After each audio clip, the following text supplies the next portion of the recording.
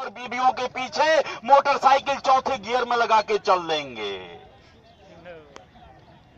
यहां छेड़खानी करने कोई पाकिस्तान से आता है, यहां छेड़खानी करने कोई इंग्लैंड से आता है, बनारस और मुगल सराय से आता है।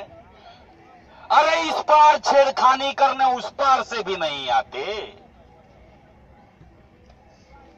इस पार छेड़खानी करने उस पार से भी नहीं आते, उस पार छेड़खानी करने इस पार से भी नहीं जाते। वो लौंडे अगल बगल के ही होते हैं।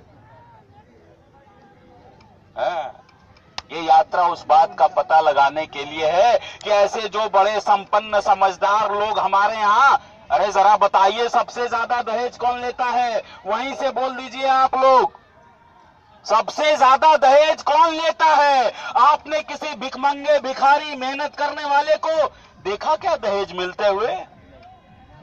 अरे सबसे ज्यादा दहेज उसको मिलता है जो सबसे ऊंची कुर्सी पर बैठा हुआ है।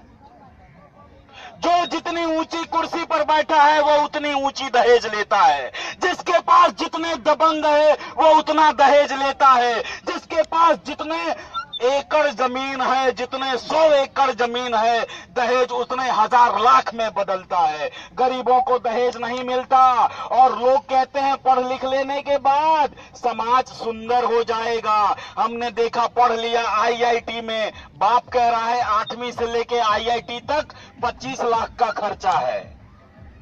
वो ये भी कहता है कि पिछले साल बेटी की शादी में 18 लाख खर्चा हुआ था, 25 तो बनता है। अरे किसी और की बदौलत बेटी पैदा किया क्या आए? और लोग कहते दहेज गंदी चीज है। अरे जब खुद के लेने की बारी आती नहीं मना करते। और दहेज चाहिए किस लिए? 1.5 कट्ठा में डीजे लगाने के लिए, 200 गाड़ियों का काफिला लगाने के लिए। गाड़ी में आदमी नहीं है, इसलिए दहेज चाहिए। उन गहनों के लिए दहेज चाहिए जिसको चोरों से छुपाते छुपाते उम्र गुजर जाती, पूरा गहना नहीं पहन पाते।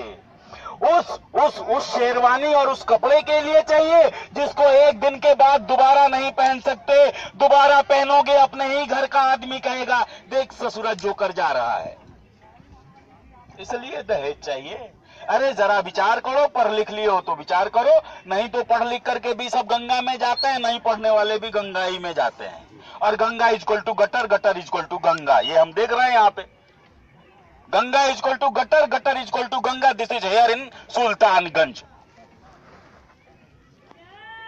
यही काम हम घूम घूम के कर रहे हैं और अभी भी इसलिए आए हैं।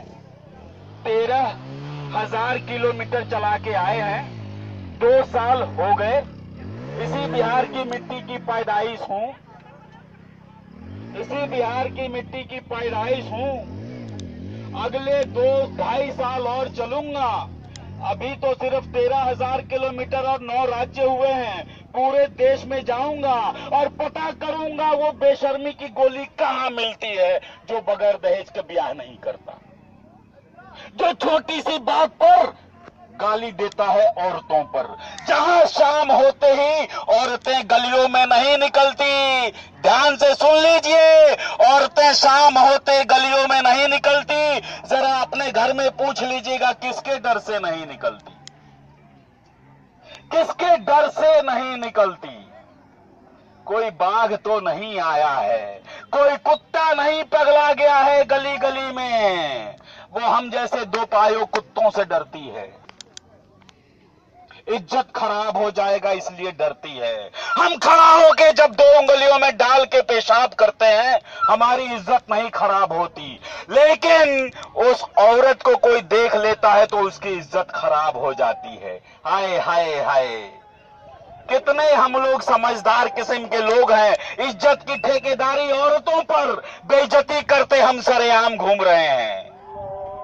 हम ये बात करते हैं और ताल ठोक के करते हैं। ये बात करना गुनाह है तो 1000 बार करते हैं, करते रहेंगे। राकेश कुमार सिंह नाम है, पेशे से मीडिया कर्मी हूं, 16 साल मीडिया में काम किया है। रिसर्च किया है, बिहार के ऊपर किताब लिखी है, और आखिरी नौकरी जिसको ठोकर